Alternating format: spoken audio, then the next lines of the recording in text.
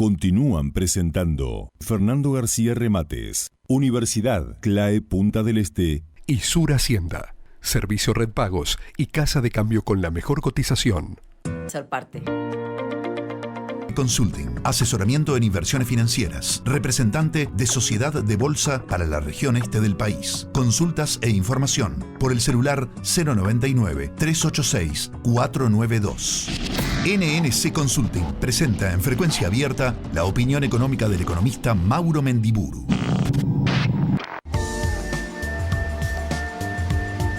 Mauro Mendiburu, bienvenido, buen día. Buenos días, Jorge, ¿cómo te va? Muy bien, aquí estamos queriendo hablar de economía contigo.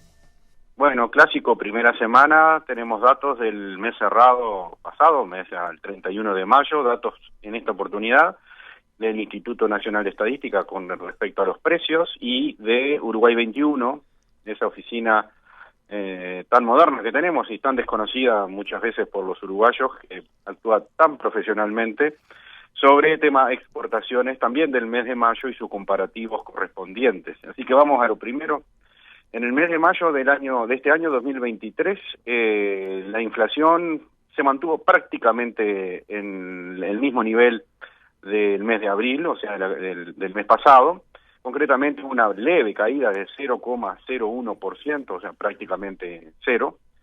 En lo que va al acumulado del año, la inflación ha sido del 4,26%, y si vemos los 12 meses cerrados al 31 de mayo, la inflación fue del 7,10%, una tasa que viene cayendo, y quizá tengamos la novedad que al cierre de este mes, o sea, al cierre de junio, haya caído por debajo del 7%, lo cual es un dato nada menor, considerando que el inflation target, o sea, el objetivo del Banco Central, es ubicar la inflación entre el 3 y el 6%, daría la impresión que de a poco nos vamos aproximando al techo de este objetivo, algo que realmente es positivo, máxime cuando uno ve que es uno de los problemas más acuciantes, no solo en la región, sino también a nivel internacional.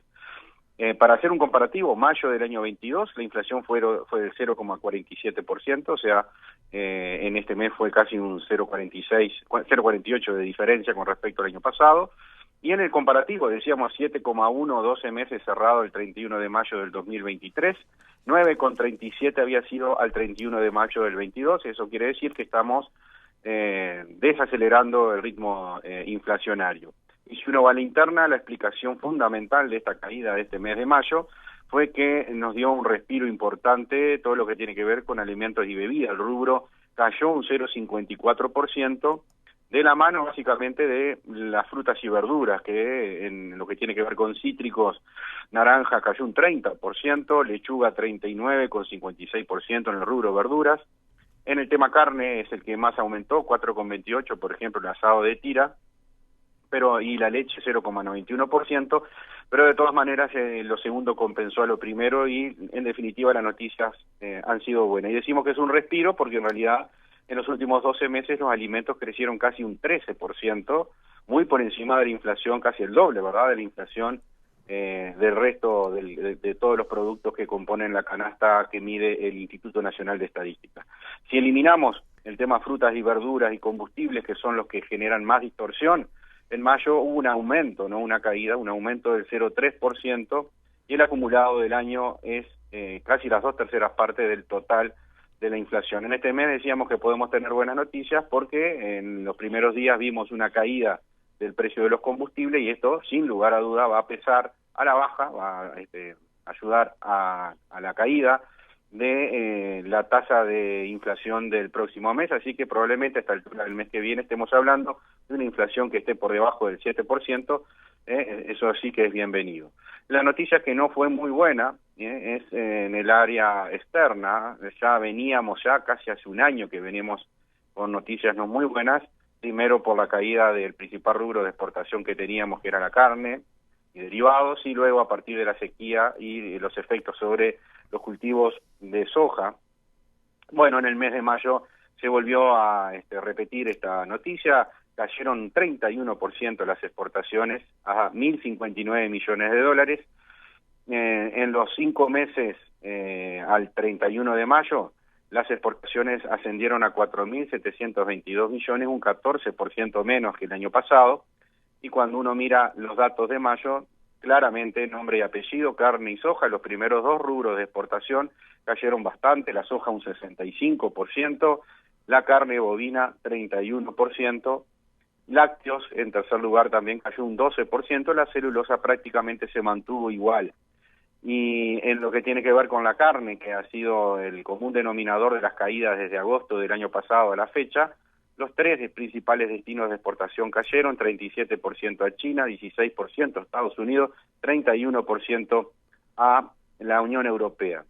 Y si vamos por rubros, por destinos, bueno, China volvió a estar en el primer lugar después de varios meses que había sido ocupado por Brasil, 219 millones de dólares se vendieron a China, aún con la caída estrepitosa del 32%, el año pasado fue un 32% más lo que se vendió. En segundo lugar, 162 millones a Brasil, el 30% de los productos que se venden a Brasil son lácteos y derivados. En tercer lugar aparece la Unión Europea también con una caída importante del 37%, luego aparece Estados Unidos, 66 millones de dólares, un 20%, en el quinto lugar aparece Argentina, con una caída importante también con respecto al año pasado, por la interrupción, o sea, no se realizaron exportaciones de soja, algo raro que había ocurrido el año pasado, tratándose que Argentina es uno de los principales productores de soja del mundo. Y hace un estimado de Uruguay 21, y con esto redondeo un poco, Jorge, con respecto a qué va a pasar en este año 2023. Bueno, a partir de el funcionamiento y ya la operativa exportadora de la planta UPM2, la que se inauguró en esta semana, pero en realidad ya venía funcionando desde hace varias semanas, inclusive ya se hizo alguna exportación. La soja se estima que va a ser el principal producto de exportación, el rubro número uno de exportación en el año 2023. Vamos a tener una caída en las exportaciones de soja de 1.550 millones de dólares y de carne de 500 millones de dólares, casi 2.000 millones de dólares de los dos principales rubros que van a ser parcialmente compensados por un aumento de las exportaciones de celulosa de 650. Va a ser un año con caída de exportaciones, lo de la soja es obviamente climático, lo de la carne ya lo hemos dicho varias veces, un poco más preocupante. Las buenas noticias es que vamos a ser un país exportador neto de celulosa, que es un producto mucho más estable en lo que tiene que ver a los problemas climáticos o geopolíticos, o como quieran, o como podamos verlo. Es bastante más estable un producto industrial de estas características que un alimenticio o el que depende de las temperaturas o de la lluvia, como es el caso del agropecuario clásico uruguayo. Así que, bueno, alguna noticia buena, otra no tanto. Esperemos, como siempre, que a futuro las cosas mejoren, ¿verdad? Mauro, por lo general, y desde hace un tiempo ya, has venido hablando de la incidencia del costo del combustible en muchos de estos temas. Sin embargo, hoy el combustible está disminuyendo el precio, pero nos falta el agua. Y eso también, la falta de agua también está incidiendo en el comportamiento de los precios, y da la impresión que va a seguir así en la medida que esto no se normalice, o sea, que las lluvias no vuelvan, ¿verdad? Y a su vez también preguntarte, el descenso de las exportaciones, tanto de soja como de carne y algún producto más alimenticio, ¿tiene que ver directamente con la política de compra de los países con el destino que está exportando Uruguay, o es que se nota y se refleja la falta del agua en la capacidad de producción, y por lo tanto también esto se relaciona directamente con la baja de la exportación por falta de producción adecuada? Sí, es interesante la pregunta porque tenemos respuestas distintas de acuerdo al producto. En el caso de la soja no queda ninguna duda que la sequía la está afectando. Si mañana volvemos a lluvias normales, vamos a volver a los niveles de rendimiento y de exportación de soja.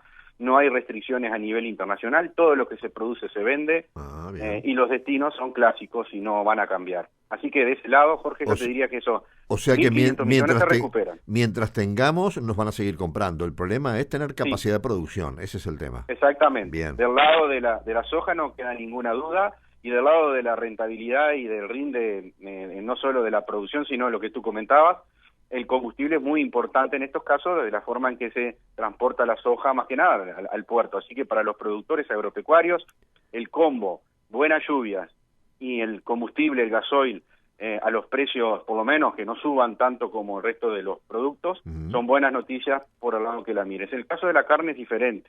La carne ha venido cayendo fuertemente las exportaciones desde agosto del año pasado, cuando no teníamos todavía el impacto de la sequía.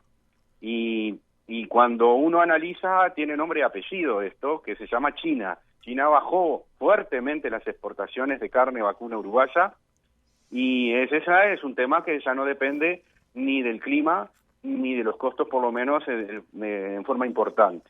Ahí hay un tema que es mucho más comercial, y daría la impresión que China está girando un poco en cuanto al origen de las importaciones. Uruguay ya no es el destino que era antes, el origen de las exportaciones que era antes para China. Daría la impresión es que está cambiando el comprador, o sea, el origen del producto. Entonces ahí, más allá de las circunstancias coyunturales, hay que ir un poquito más profundo a ver qué está pasando. ¿Y a quién le está comprando China lo que no le compra Uruguay?